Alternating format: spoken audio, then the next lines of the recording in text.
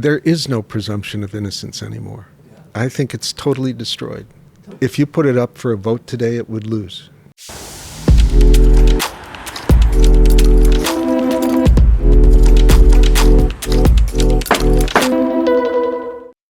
Welcome back to Sanctuary in the Jungle. This is episode 16, and I'm your host, Aaron Nelson. If you practice criminal defense in Wisconsin, today's guest doesn't need much of an introduction. This episode, we're joined by the legendary Steve Hurley, named one of the top 10 attorneys in the state for the last 20 years. Steve has been trying cases out of Madison and teaching at the University of Wisconsin for decades. But before any of that, he was a kid on the south side of Chicago, learning how to stand up to bullies. We talk about how that instinct followed him straight into criminal defense, and why all these years later, he's still doing it. We also get into a side of his work we don't often see. Steve spent time writing for Hollywood on films like Primal, even sharing an Emmy for his work on the drama series Picket. And he's got strong feelings about where film and TV misrepresent the courtroom, especially when the truth is already dramatic enough. We dig into how these myths have reshaped the public's perception of the presumption of innocence and what defense attorneys can do about it. Let's get into it. Welcome back to Sanctuary in the Jungle. We're here with my law school professor, teacher of evidence, Steve Hurley. Thanks for joining me, Steve. Glad to be here. You came up from Madison for the weekend, and you managed to swing by the sanctuary, huh? Indeed. Well, it's a real honor and pleasure to have you here. I know you're a very humble man, but you're one of the icons, the legends here of criminal defense in Wisconsin. So that's another way of saying I'm old. Well,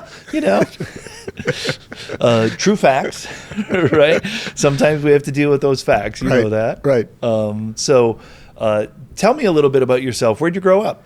Grew up on the south side of Chicago in Hyde Park.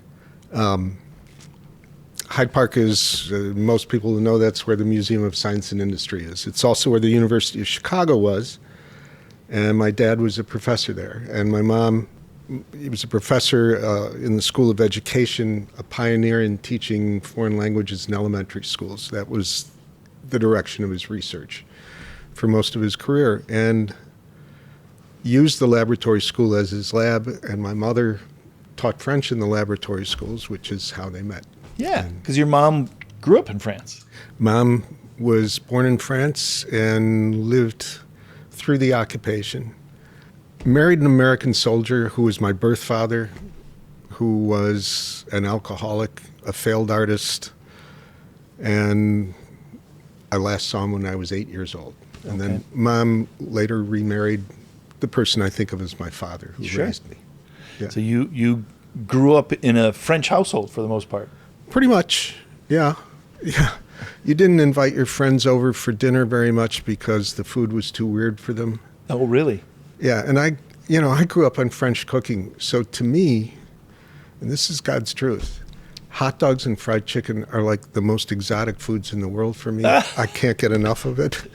A Chicago kid who thinks hot dogs, I mean, in Chicago, it's, that's like going to church, is having a hot dog. Yeah, as you know, Keith Belzer here works in our office, and a good friend of mine, you know him as well, but he grew up on the south side of Chicago, or he grew up in the north side of Chicago, excuse me. Right. But he's a hot dog fan, and I've made hot dog mistakes in his presence, and I hear about it.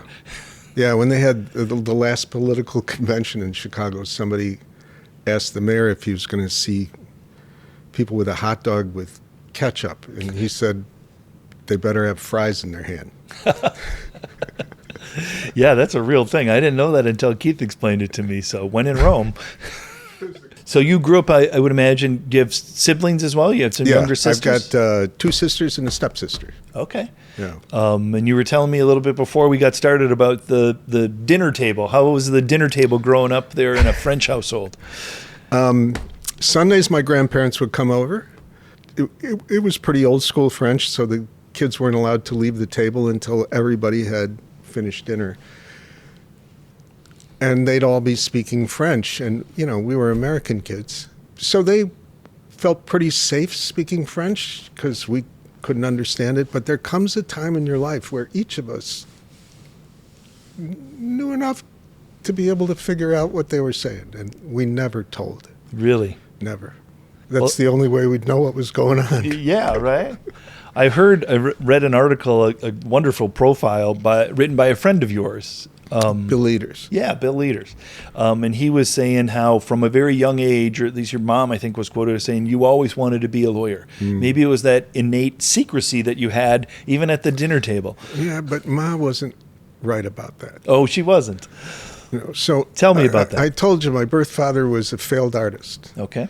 So all I ever wanted to be in life was a dancer. Oh. And you mentioned anything about wanting to work in the arts, and Mom would kind of go nuts.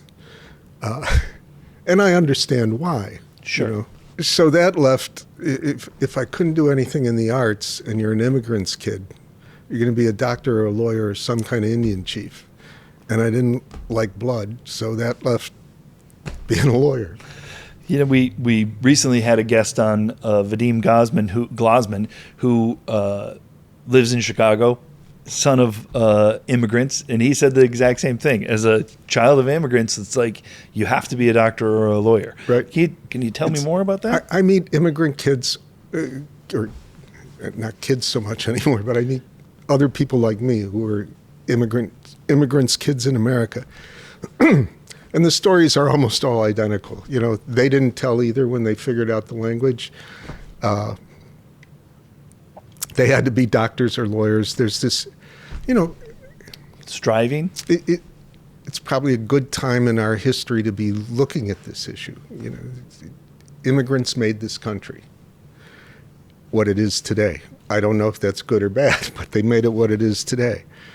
And in part, they made it what it is today because they came here searching for a better life. And almost all the immigrants I've ever met in my life are some of the hardest working people I've ever met. If there's one thing my parents taught me above all else, it was how to work hard. Mm-hmm. And the intolerance for immigrants today is something that I don't understand. Doesn't make sense. It doesn't to me. When times are bad economically, it's very easy to point the fingers at outsiders and say, you're taking jobs from me. But as we've learned now that we've deported so many people, nobody's taken those jobs. Yeah. Those jobs are hardworking jobs. They're hardworking jobs. They're sweat jobs, right? Yeah. And it's a shame. It's a shame. Yeah. So you grew up in that immigrant family. You're striving then. Your parents are both working at University of Chicago. I mean, it's the Harvard of the Midwest. Yes. Right? So I would imagine books and education and language are important to you in your childhood? Yeah, education was everything. And I remember on weekends lying on the floor reading the encyclopedia. Really? Yeah. I read it completely. It was interesting. Absolutely. Yeah. There's a lot now that talks about multidisciplinary reading, right? You have to read and learn about everything. Yes. And one of my favorite authors about that, Peter Kaufman, I think he talks about Charles Munger and Warren Buffett and all the multidisciplinary reading that they did. They probably read the encyclopedia like you Probably did. Yeah. Yeah.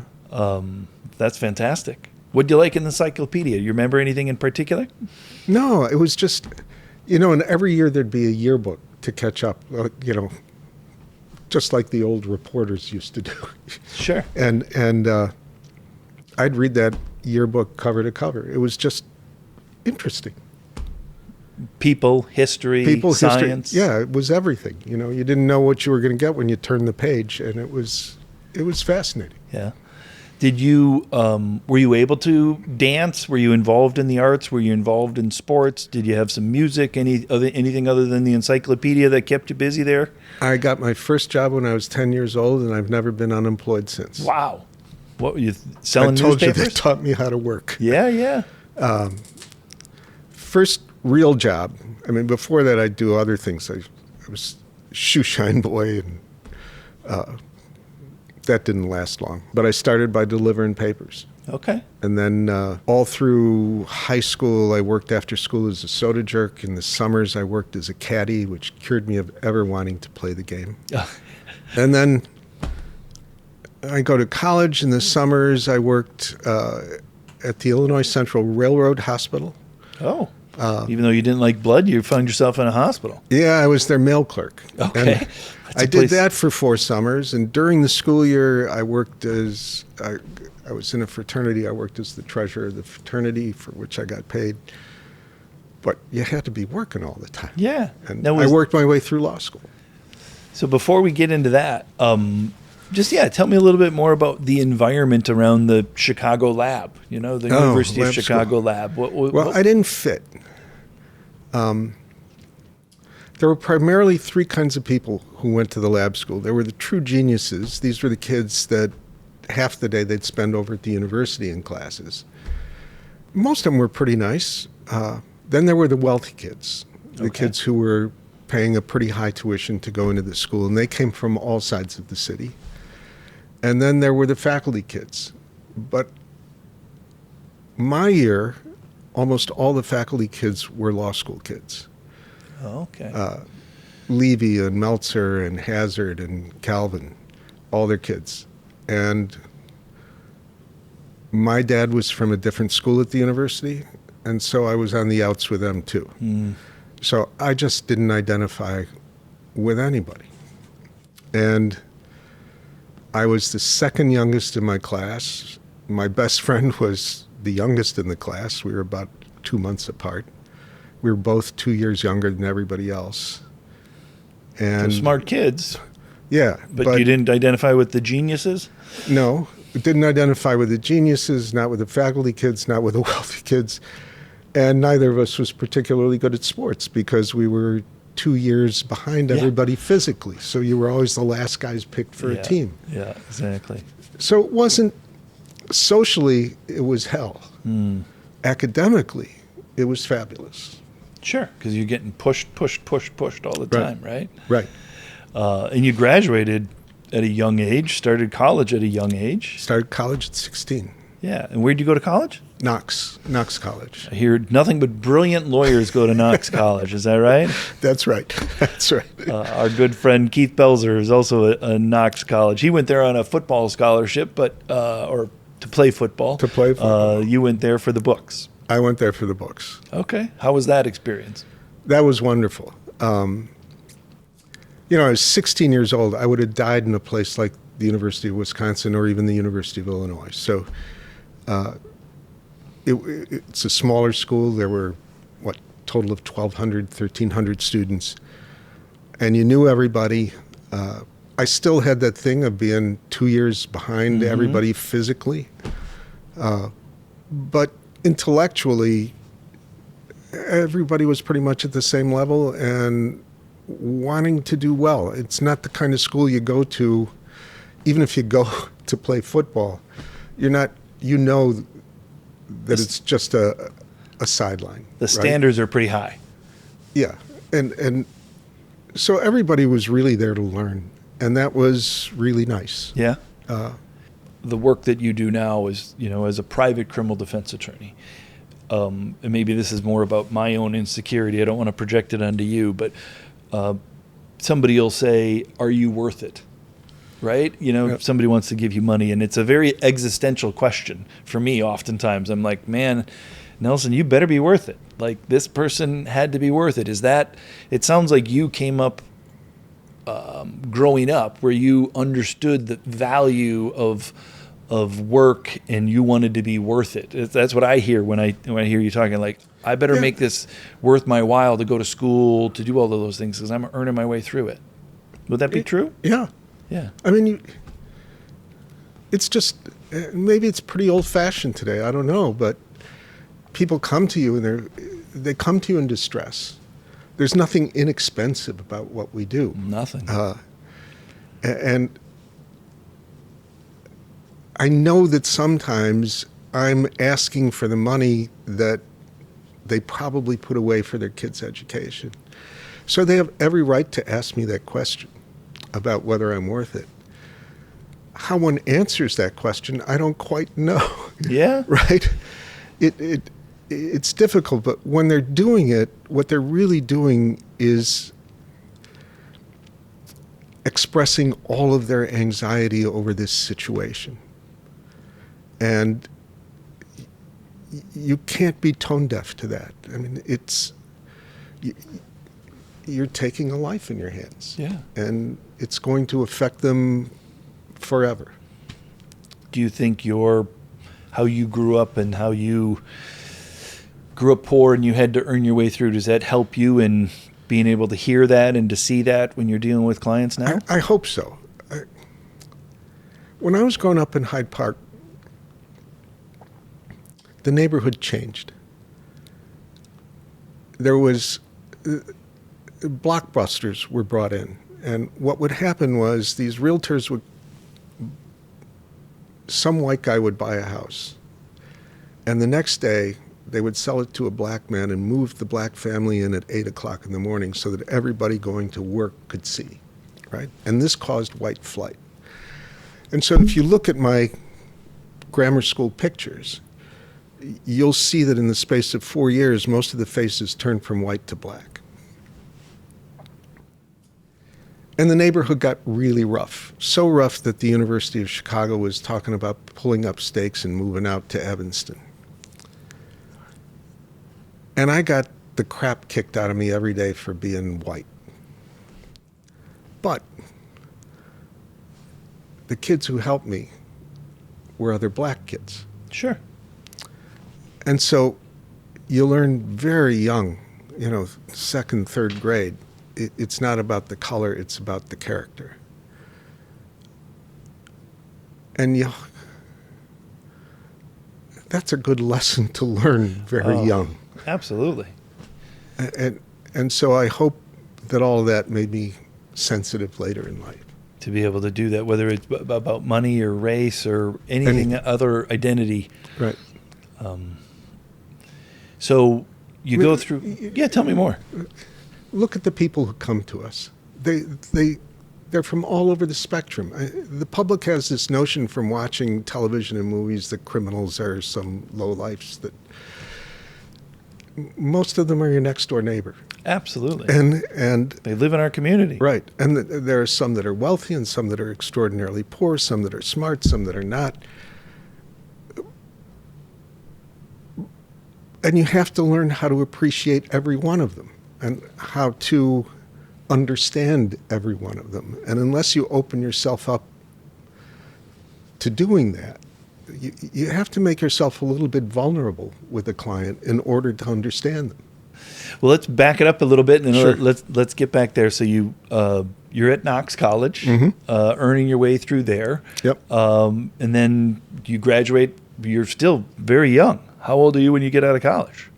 20. I couldn't drink yet. You could no drinking yet. Right. And where do you go to law school? University of Illinois. And is that right away? You're just like 4 years, 3 years, 7 years, back to back. Right. Okay. And then the Army. Okay. All right. So you're in law school at 20. I'm in law school at 20. Still, again, your colleagues are 22, 23, some 24. 25 and 26, Yeah. because there were a number who had graduated college and worked for a while before they went back to Yeah. law school. So again, I was the youngest. Yeah. So you went to school with a great friend went to school at Knox where my great friend Keith Belzer and another friend of mine who recently passed, who Jessa Nicholson. Yeah. She told stories about how she needed to get a permission slip from her parents at UW Law School so that she could drink because she was 20, just like you were 20 at the beginning. She was a student of yours as well. Right, she was. You share that in common with her. Yeah. So tell me about law school. Did you fit in there? I know you said you didn't No, it was fit horrible. I was going to quit after my first year. It was the most anti-intellectual thing I'd ever engaged in my life. They kept telling me you have to learn how to think like a lawyer, and I would sit there going, what's wrong with the way I think? How was it anti-intellectual? Tell me more about that. It was so boring. It was not about teaching I mean, when I think of what I think that now as a lawyer, when I'm communicating to non-lawyers in the public or oftentimes my client, it seems as if they think it's just math. That we just have these rules, you just apply Right. these rules, and then you just get this answer. And the answers are in the back of the book, they're black and white. And I think a lot of that is because that's actually what maybe law school is like. In many ways, it's just plug and play. It's right. The other thing was so I go to law school in 1969. This is my freshman year. University of Illinois at Champaign-Urbana was the only state-sponsored law school. Okay. I mean, today there are a lot of them, right? But it was the only one. So they felt obliged to take in a huge freshman class. And then they gave you that iconic lecture, right? Look to your left, look to your right. One of you is not going to be here. Sure. And then they proceeded to do the best they could to flunk you out. So much so that while the school was on semesters, or the school was on quarters, the law school ran it on semesters, or vice versa. They ran it Okay. on quarters so that you couldn't have a Christmas break without having to study for finals. In your Just trying to second weed year of people law out. school, they required you to take a 4-hour course in taxation. That was the last chance they had to flunk you out. So it's not that they taught law badly, but there was this overarching purpose of getting rid of half the class. Survival of the fittest. And that's what was so anti-intellectual. I mean, it was... Which seems like it's more of less teaching and more testing. Yes. Right? Yes. It wasn't trying to lift you up. It was trying Right. to just like survival. And so your colleagues in class, they're always talking about what's the exam going to be like, asking questions like, is that going to be at the exam? Yeah. And I'm going, I didn't come to take tests. Yeah. I came to learn something. Came to learn something. And it's obviously not the best environment either when you're saying it's you against him. Right. Or you against her. There probably weren't Correct. a lot of hers there, but it was definitely like 6 hers. Okay. That was it. Yeah. They were tough. Oh, They had to be. I mean, they were tough. And, 1969, professors were telling these sexist jokes. And, it was the war in Vietnam. It was all this stuff going on. But it was tough for the women in the class. yeah. But you survived. I survived. And then afterwards you decided did you get drafted? Did you No, sign up? Well, what happened was I was going to quit at the end of the first year, and then I got a call from a lawyer that I knew when I was in college. And he had his own practice. He was doing really well, and he chucked it all to join up with what was then called the Illinois Defender Project, which was the project funded by the Law Enforcement Assistance Administration, ostensibly to set up the first statewide public defender system in the country. Oh, wow. And he called me up and he said, I got money for a summer intern. You want to do this? And I thought, well, what the hell? So I go and I walked in the door that summer and he hands me a box and he says, here's a transcript. Go see if you can get him out of prison. Wow. You're And 21 years old. And I loved it. Yeah? And I finally saw my calling. What'd you love about it? I hate bullies. I was younger. I got bullied all through grade school, high school. I hate bullies. And when the government chooses to be, it's the biggest bully on the block.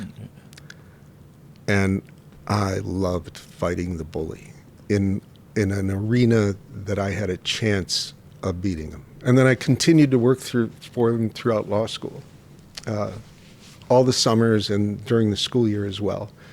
So I kept getting more and more experience. I was able to work for a semester with a public defender in Champaign-Urbana, and so I could go into court and do preliminary exams, which, when you're a student, that's a big deal. Oh, that's super exciting. And something about the criminal law. I just knew that was it. I think you summed it up when you said, you're fighting against bullies. Yeah. Right? I mean, do you feel that much different now, 50 years later? Not a bit.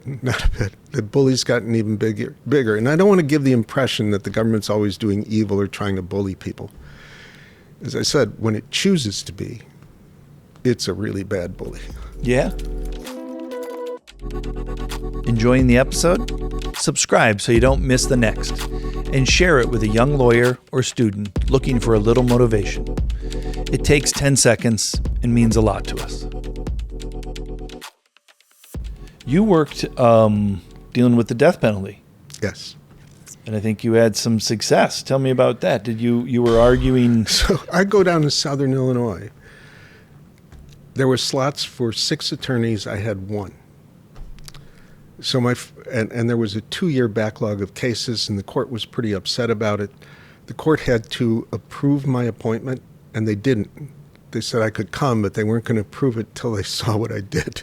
Okay. So I had to recruit people to come, and that was hard. Southern Illinois is not exactly the spot that folks talk about when they have a vacation. But I got people to come work. We were moving along. We were starting to catch up on the backlog, and then the death penalty case came.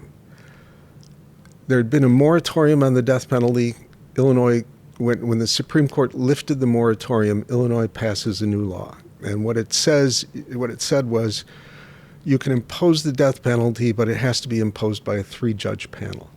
So the case comes to me in my office, and I was so busy and so worried about getting the backlog done that if someone had asked me, Steve, could I do this case, I would have said, fine. But instead, the heads of the other offices started calling my boss saying, he's awful young. Why don't you give me this case? And as soon as I heard that, I said, no, I'm doing this.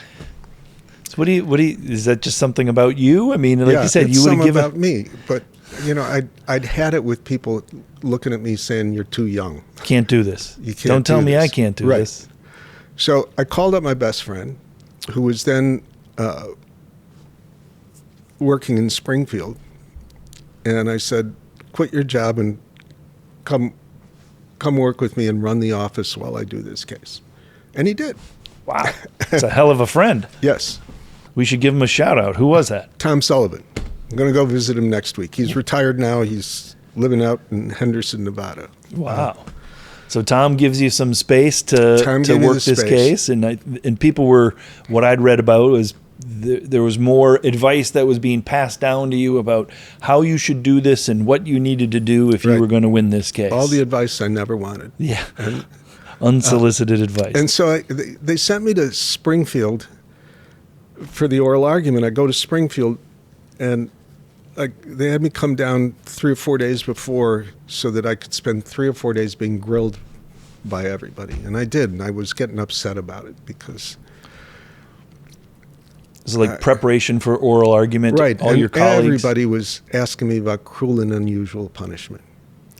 And the night before the oral argument, I check into a strip mall hotel, the Abraham Lincoln Motel. Crummy little place, right? And I'm lying in bed looking at the awful ceiling.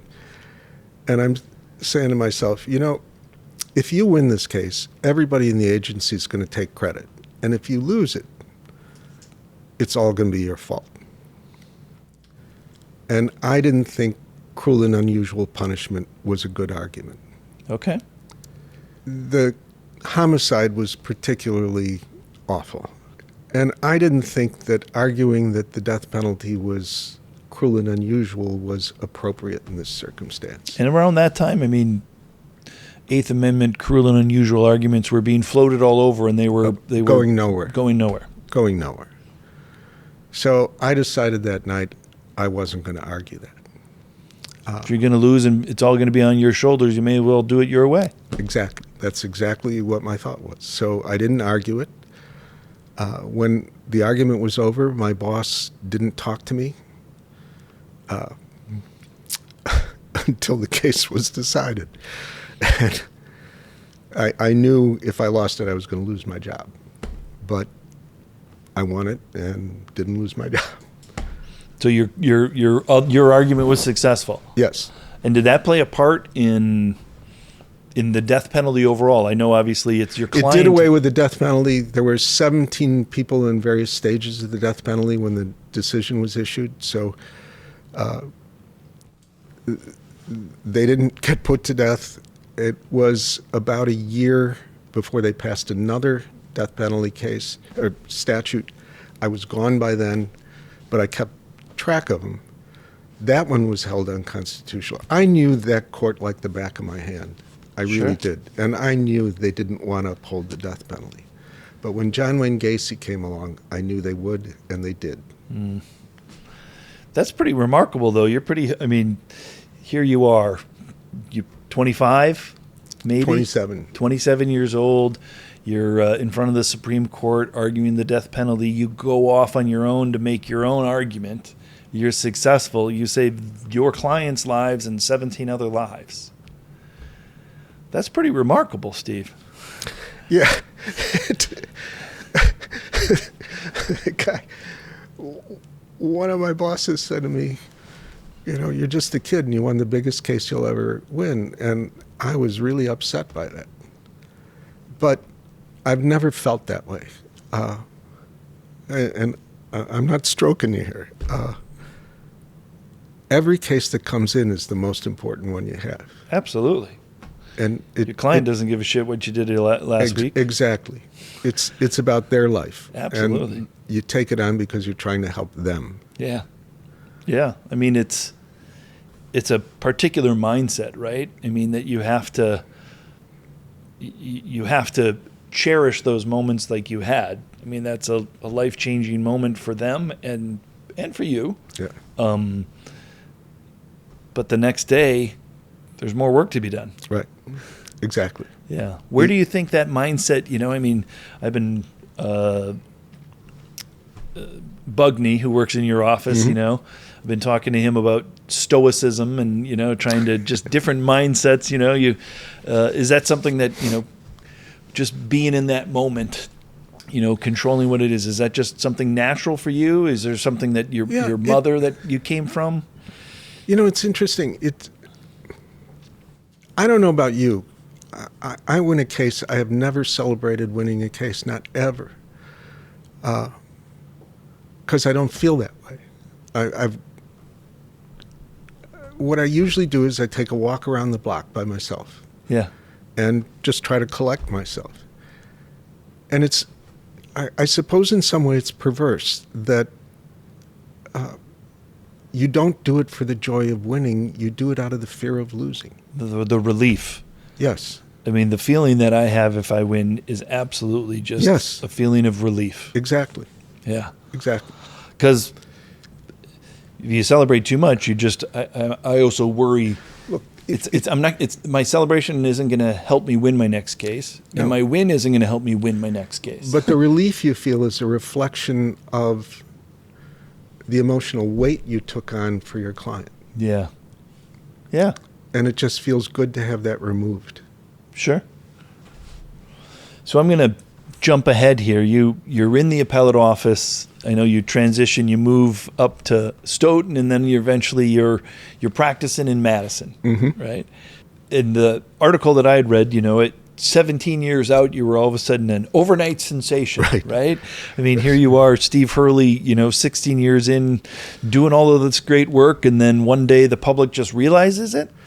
I had 3 cases that year. They were big publicity cases, and all of the public was betting against the defendants in all of them, and I won them all. Okay. And that's how you get to be an overnight sensation after 17 years of practice. The work we do, I'm always surprised at what becomes sensational and what doesn't. There's cases that I have right now, clients that I'm representing right now, that obviously each of those cases is important for that client and it's important for me. But some of them are more, to me, intellectually interesting for a different reason or that. Right. And it never seems to track that way with the public. No, it doesn't. Like what I find to be extremely interesting, like we should all be talking about this as a society. The media, the public, everybody else just doesn't, and they grab onto something else. Is that what you found? Yeah, the media was different way back when, right? So you'd have a case, and the media would cover it well. The reporters would interview all the right people, the prosecutors, defense lawyers. They'd read the briefs. They'd explain in their stories what the issues were. It wasn't unusual to have, before the trial started, a half to 3/4 of a page about the trial with sidebars about who the players were. None of that happens today. Yeah, no, there's just a copy and paste of the criminal complaint. That's correct. And so the only way the public really engages is through the repeated shot of the person walking into the courtroom for arraignment in the orange or blue jumpsuit, which suggests guilt, through the mugshots in the newspaper, which suggest guilt, right? And so against that backdrop, you also have the other media, the entertainment media, which give the public a really warped view of criminal law and the criminal process. Yeah, when you grew up watching Perry Mason. I did, and I still watch them to this day. Yeah. I can't say that all the evidentiary rulings are correct, but it was a time you had shows like Perry Mason and the Defenders where the defense lawyers fighting the government were the heroes. Today you watch Law and Order and all the defense lawyers are portrayed as being sleazy. Judges, when they rule for the defense on Law and Order, are always portrayed as being persnickety old fools. Yeah. Everybody's guilty. You look at the format of the show. It starts out with the discovery of a crime. They always accuse the wrong person and are really nasty to them. And then they get some piece of supposedly scientific evidence which says that person didn't do it. They never apologize for what they put him through. They focus on somebody else. They keep calling him nasty names. And then there's the scene where they have him and his lawyer who went to the law school that taught lawyers that you should sit your client down with the prosecution so they can question him, right? I always love that when clients call, they're like, well, I need a lawyer. I'm like, well, don't talk to them. He's like, well, yeah, but like, I want you to, I'm like, I'm not going to go sit in the police station with you while you talk to the police. Yeah. And that only happens on TV. Exactly. But that's all that people know. They think this really happens. Yeah. And so you go into a courtroom today and the prosecution's always asking on voir dire, now, do any of you really think that it's like it's shown on Law and Order? And everybody goes, oh, no. And the prosecutor will go, we can't get DNA reports back in 2 hours. And all the jurors are, yeah. But they never talk about, did you ever notice how all the lawyers are sleazy? Did you ever notice how they always refer to the Constitution as a technicality? Yeah. Did you ever notice that on the 2 shows in their entire history where someone was acquitted, they always gave you the impression that it was a failure of the justice system that they were acquitted? Everybody's guilty on TV and the movies. Absolutely. And it is view that jurors bring into the courtroom with them, that the accused is probably guilty. It is our worst enemy in the courtroom. This is something that Jess and I would talk about for hours on end about how to deal with that, right? And obviously, the first time you get an opportunity to deal with that is sometime in voir dire, right? What are you teaching the law students about it now, or the lawyers in your office about it now? How does one deal with this overwhelming presence of the media saying our clients are guilty, guilty, guilty?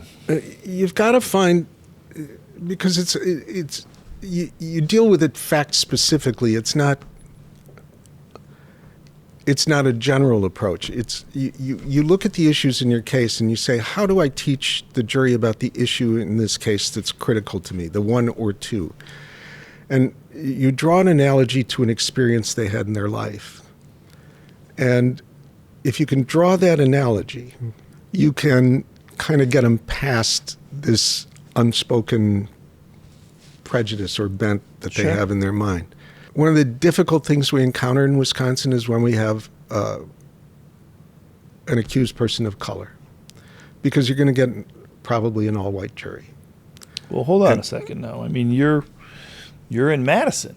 You're in like the heart of liberalism, you know, the epicenter of liberalism, higher education in Dane County. You're still encountering race problems in Madison? Among the states, Wisconsin is number one for incarcerating African Americans, and in Dane County, it's number one in Wisconsin, number 3 in the nation. You're going to get an all-white jury. They may be liberal, but they don't live with people of color. What's the difference? How does that make a difference? I'll show you. I tell a story in voir dire. I heard Jesse Jackson give a talk one day. And he was talking about how pernicious racism is. He said it can even infect people of color. And he said one day he was working late in his Washington, D.C. office, very late. So he said it was 10:30, 11 when he's leaving the office. And he's walking down the street to his car, and he hears footsteps behind him. And he said he kept walking, and the footsteps kept getting closer. And he started getting nervous. So he walked a little faster, and the footsteps were still behind him. And he said, finally I turned, and I was relieved to see it was a white man. And I asked the jurors, is there anybody here who's never felt like that? You can't say, have you felt like that? You just say, have you never felt like that? And why do you ask it in that way?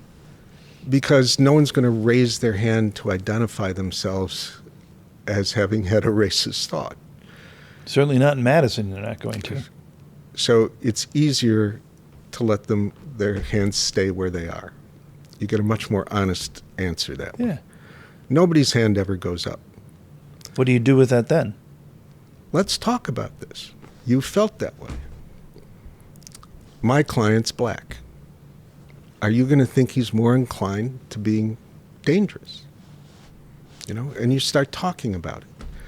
And if you put it out on the table, you have a much better chance of getting around it later. Yeah, I think reorienting their thought. I think the studies are pretty clear. You just need to bring it up. Right. You need to talk about it. Right. I mean, how you talk about it, that's a brilliant way to bring it up, as you say. But I think the studies are just, we need to talk about it. Yes. Right. And so when I practice, we love to talk the talk.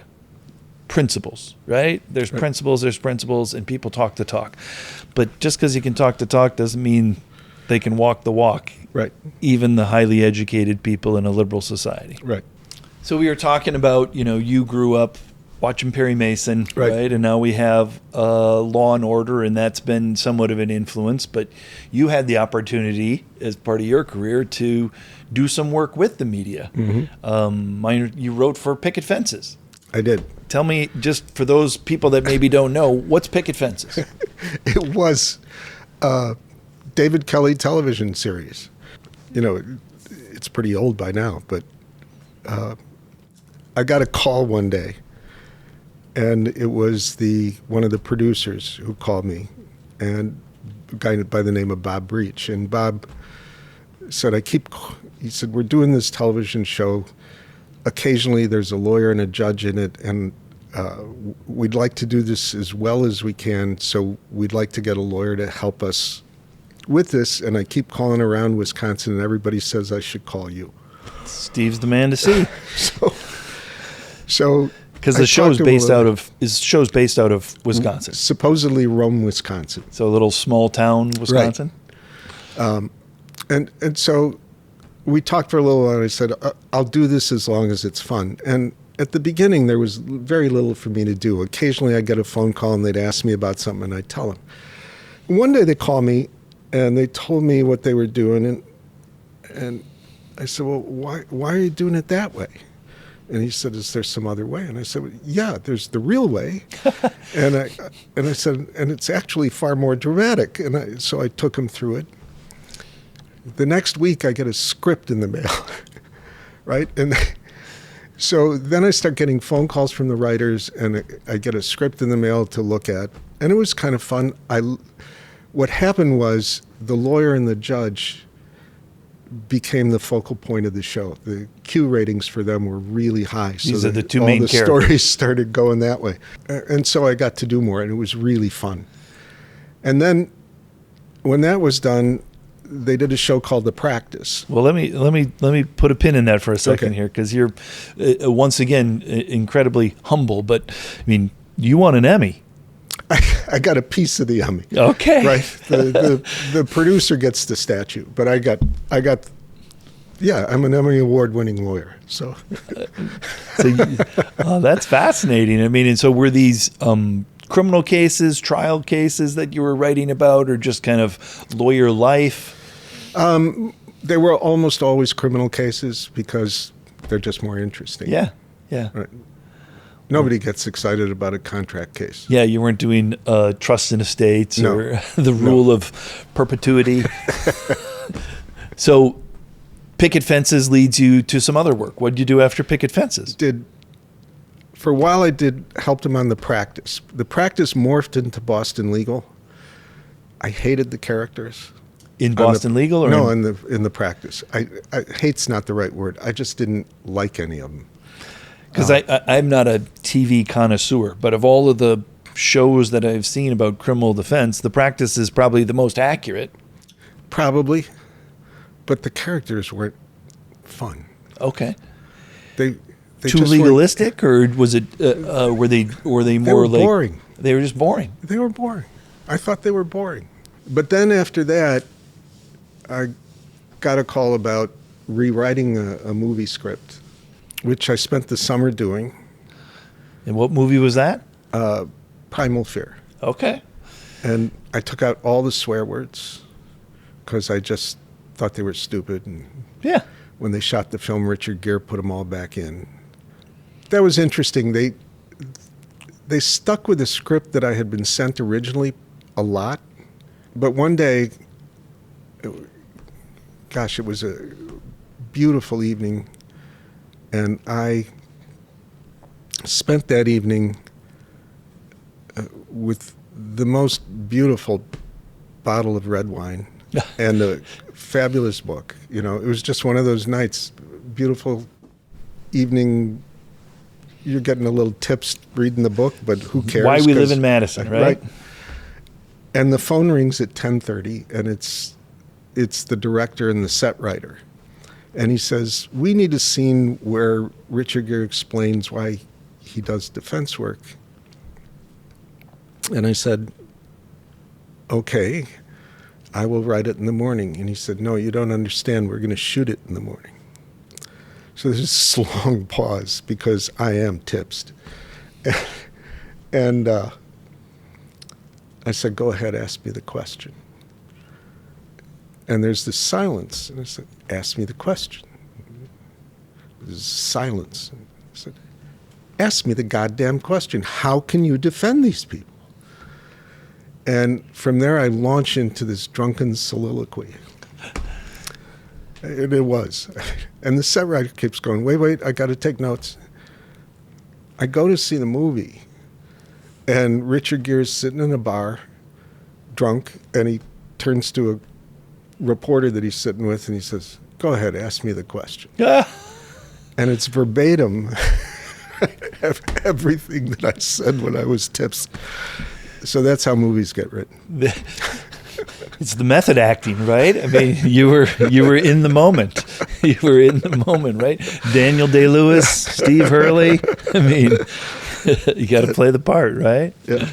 Oh, that's fantastic. And they one of the lines. What's the famous line that they? It was used a of line that yours? was given to me by Bruce Rosen, of all people. He was telling me one day, we were talking about how difficult it is to ask people to pay you. Yeah. Ask for money And sorry. make them understand, you know, the gravity of the situation and why it costs that much.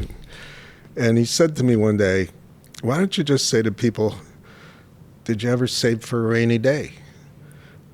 Because it's raining. And that was good advice, and I used that line. I've never used it since the movie because everybody's going to think I stole it from the film. But the film stole it from you. Yeah, and I stole it from Bruce. But it kind of says it all about why you need a lawyer and why it costs so much. There's nothing inexpensive about what we do, and that's a shame. But no, it is really. I mean, it's one of the hardest things to explain. Yes. And I don't know that I can explain it better than what you just did. But how I try to share with them is, the money is the reflection of how important I think your case is. Yeah. This is the value that I think this case has, not to me, but to you, right? Yes. I mean, it's a reflection of how much time and energy we're going to need to do to get this, because you don't get the results that Steve Hurley gets if you're not putting the time in. Right. One of the things that I've shared sometimes, and that you might be shocked at the number that I'm going to tell you, but I have to tell you, I'm shocked when somebody can give you a different number. Yeah. Because I don't know what they're doing, what corners they're cutting, or what work they're not doing, but I don't know how somebody can do it for less. I think part of it is the public's perception of us. And again, this comes from the media, from movies and television. You see people working, take a Matlock. Yeah. Okay? Either version, right? And either Matlock is working until 5 o'clock and then goes home. Well, all the good criminal defense lawyers I know are working 7 days a week. I still get to the office at 7:30 in the morning. You work past 5, and it takes a toll on your family life and everything else. But there's you can't take shortcuts. You just can't. I mean, somebody's life hangs in the balance. You can't take a shortcut. In Primal Fear, you worked with Primal Fear, and you've talked about, how Law and Order gives a certain perception of the way things are. I just recently gave a presentation for the Wisconsin Association of Criminal Defense Lawyers, and I was tasked with talking about the defense of not guilty by reason of mental disease or defect, right?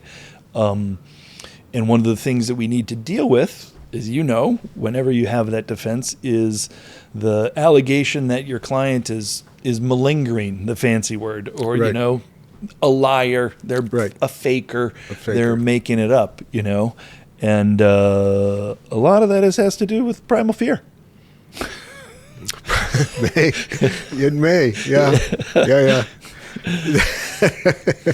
I never thought about it that way, but yes, it may. Yeah, Ed Norton was a fantastic actor, and he was. That was his breakout role, and I got to tell you, the script had been written. Then they hired Steve Zalian to rewrite it. Steve Zalian is the one who wrote Schindler's List. Okay, and he wouldn't put his name on it after he rewrote it.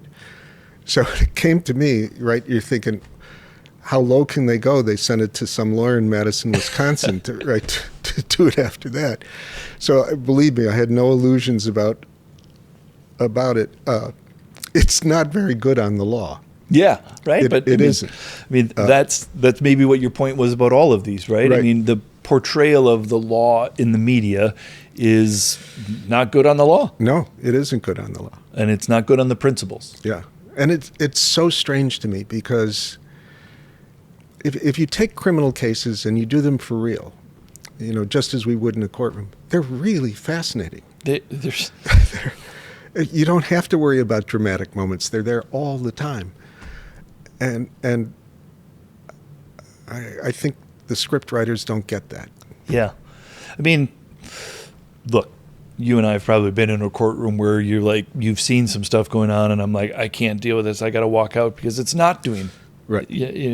But you and Madison probably get the opportunity to see some other excellent lawyers. I certainly do occasionally up here, but there's some just inherently fantastic stories, interesting stories, intriguing stories, drama. all of it's right there. Right. It is. It's all there.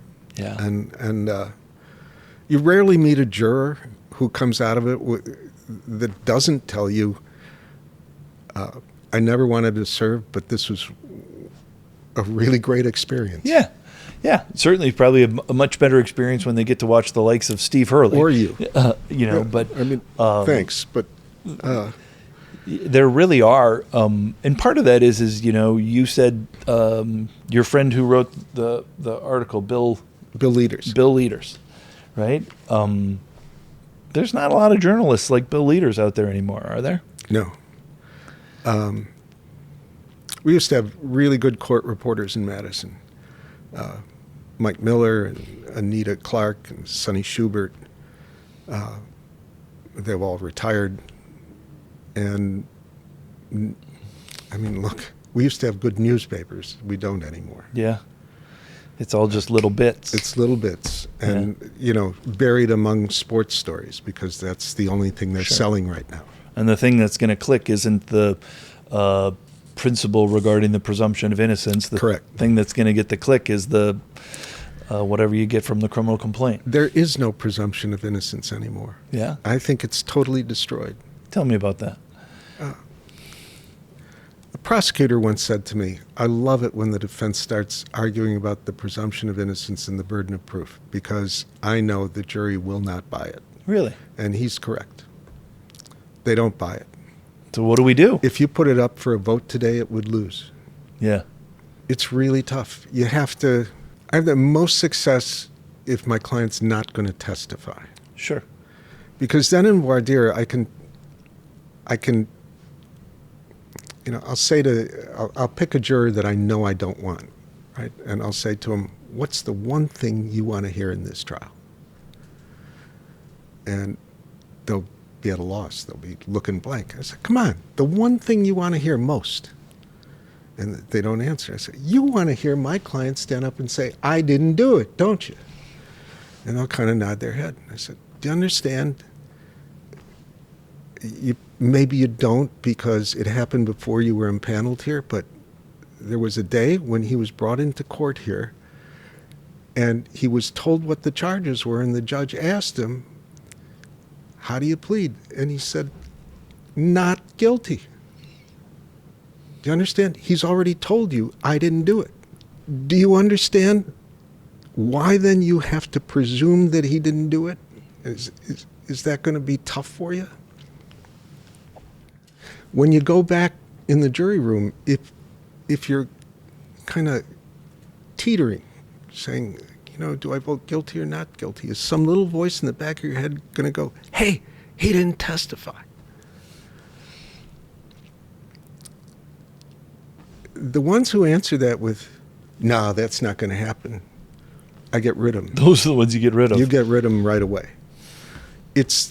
You want the person who's struggling with it because there's nothing about the burden of proof or the presumption of innocence that's easy to swallow. Yeah. And so I'm looking for the person that will have difficulty with it, and that's the very best I'll ever be able to do. Yeah. I mean, how I think of it, and again, I don't know how it's evolved over time. All I know is my own experience here. But how I think of it is the reason we have the presumption is because it's not a natural mindset. Right. If it was a natural mindset, we wouldn't need to have a law that makes it a duty for you to think that way. Exactly. Right? If it was easy... It's a really good way of putting it. If it was easy, you wouldn't have to be ordered to do it. Right. You'd just do it. Right. Right? And so that's the conversation that you need to have. Right. And you just talk to the jurors about how hard it is to do this. I'm looking for the one who's going to try. Sure. Yeah. And sometimes, because they're just being honest then, right? Yes. The brutal honesty of just, hey, let me talk to you about what this is and how it's going to do. Because I'm with you. It's hard, right? It's hard. And because it's hard, I think a lot of people don't do it. Yes. They don't talk about it. And for me, then, I think as a group of people, as a community of criminal defense lawyers, we all need to do it. Even if we're shitty at it, even if it's bad, because right now we're still trying to figure out what's the best way to do it. And Yes. the more people we have doing it, the better all of us as a community are eventually going to figure out a way. It's like talking about race. For a long time, I'm not saying I have the answers, but we can talk. No, but I can talk about it better now than I could 20 years ago, yes, because I've just talked about it for 20 years. Mm-hmm. And I've, understood here's a way to talk about it. And so often I think it just, both race and the law, sometimes it makes people afraid, even the lawyers afraid, yes, right?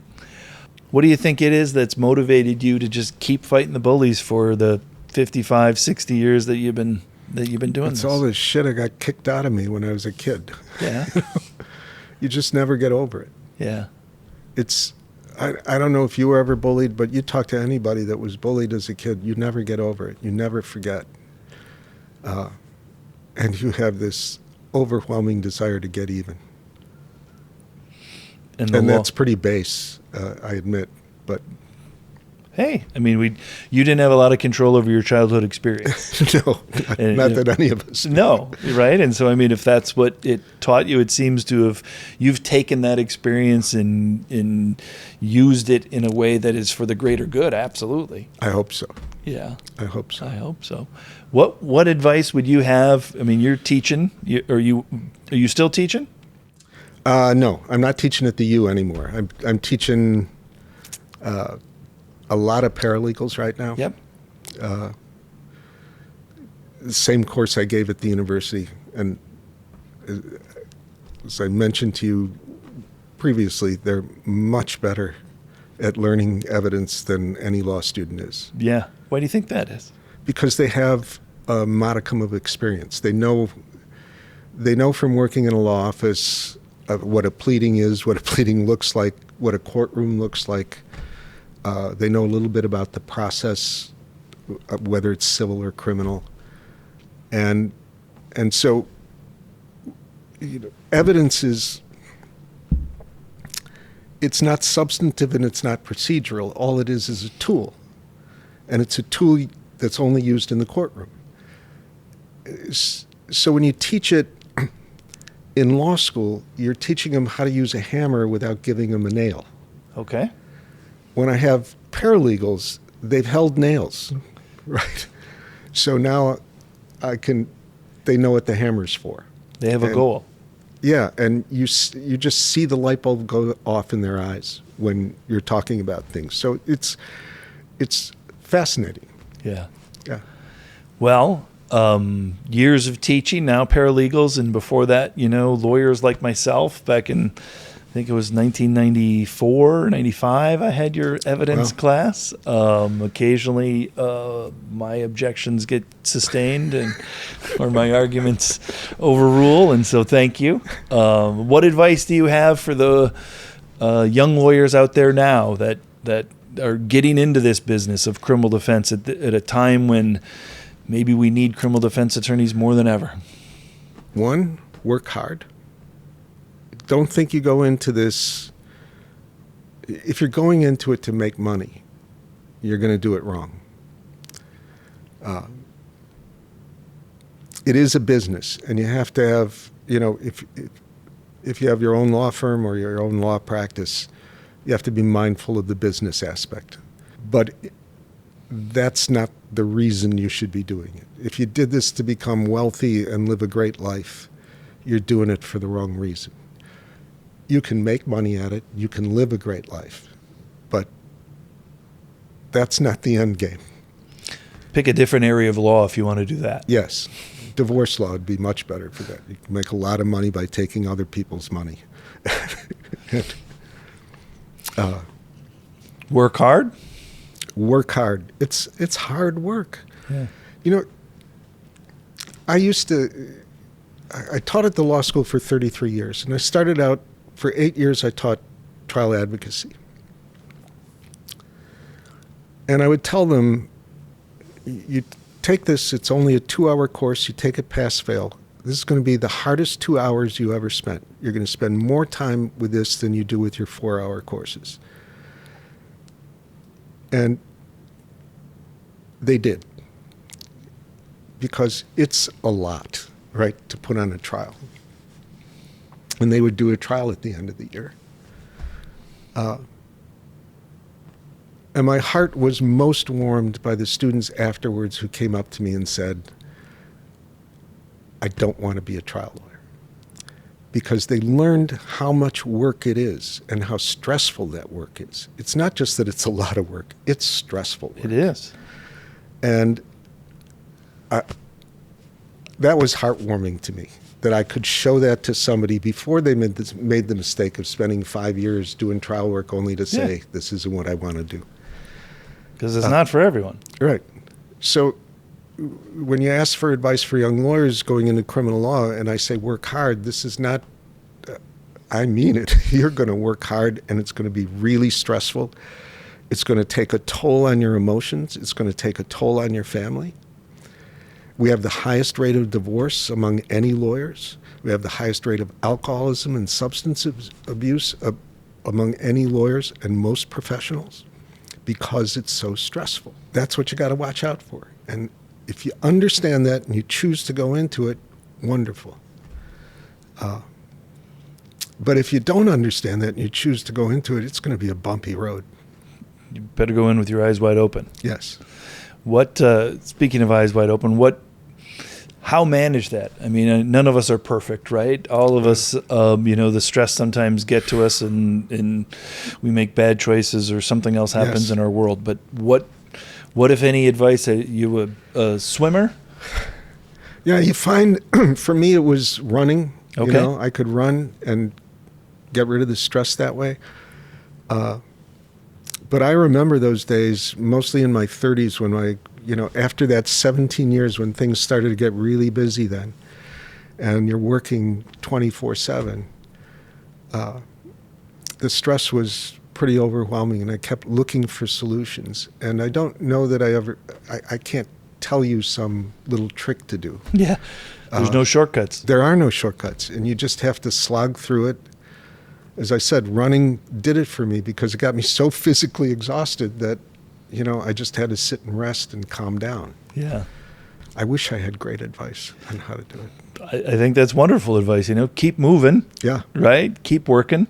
Right? And there is something to be, at least for me, back when I was more fit and I was able to run, there was something, almost that relief of emptiness that you could get. Kind of like when you win a case, it's almost like all of this gets to go away. It goes away. And if you run until you're exhaustion, it's the same kind of, all of this just gets to go away, and you can just be there for that moment. And the toll on the family, I remember I could finally afford to take my kids to Disney World. So we're going to Disney World, and the night before, my son comes into my bedroom while I'm packing, and he looks at me and he says, Papa, please don't take any work with you. And I had my briefcase, right? And it really made me sit back and say, what am I teaching these kids? Yeah. And so I didn't take it with me, and I worried about the fact that I didn't take it with me the whole time. But it's not just you that gets affected. Yeah. And it's like anything else. You have to have the people around you that are going to tell you the truths that you need to hear sometimes. And sometimes it's our kids that tell us those truths. Yeah. Yeah. Well, I have to tell you, thank you so much. This has been fantastic to hear all the truths from you and all your advice. And so thank you for being our guest here on Sanctuary in the Jungle. Thanks for having me. Yeah, absolutely.